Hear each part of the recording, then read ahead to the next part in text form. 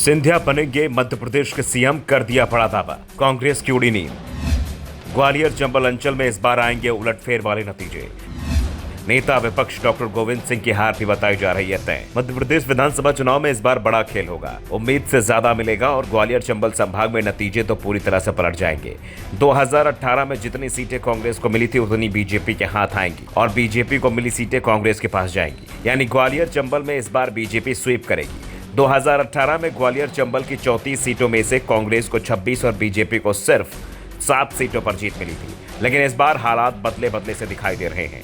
हालात में बदलाव का असर इसी बात से लगाया जा सकता है कि इस अंचल की 2 सीटें लहार, जहां से नेता विपक्ष डॉक्टर गोविंद सिंह 1990 से लेकर अभी तक लगातार 7 चुनाव जीत चुके हैं, उनकी हार का दावा किया जा रहा है। तो 1993 से लगातार 6 चुनाव जीतने वाली शिवपुरी जिले की पिछोर सीट भी इस बार बीजेपी के खाते में जाती हुई दिखाई जा रही है।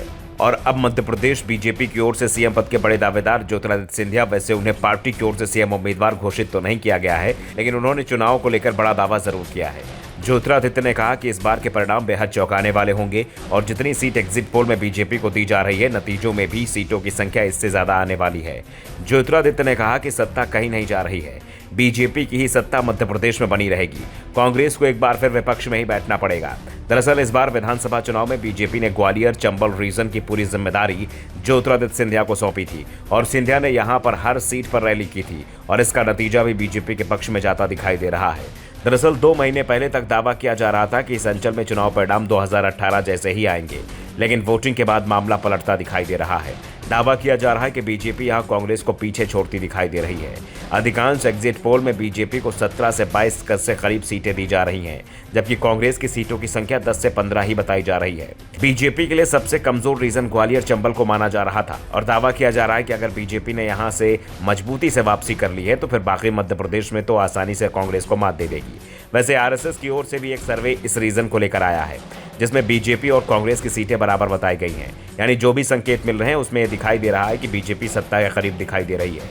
इसे लेकर सिंधिया ने कहा कि हमें पूरा विश्वास है कि काउंटिंग में बीजेपी को भगवान का आशीर्वाद मिलेगा और एमपी में बीजेपी की सरकार बनेगी, बस कुछ देर का इंतजार है, सब कुछ साफ हो जाएगा। वहीं जेपी नड्डा की तारीफ करते हुए ज्योतिरादित्य सिंधिया ने कहा कि चुनाव के लिए उन्होंने ऊर्जावान तरीके से प्रयास किया। वैसे सिंधिया ने इस बात को लेकर कुछ भी साफ नहीं किया कि वो सीएम पद के दावेदार हैं। उन्होंने सिर्फ ये कहा कि चुनाव बीजेपी ने पीएम मोदी और शिवराज सिंह चौहान के नेतृत्व में लड़ा है।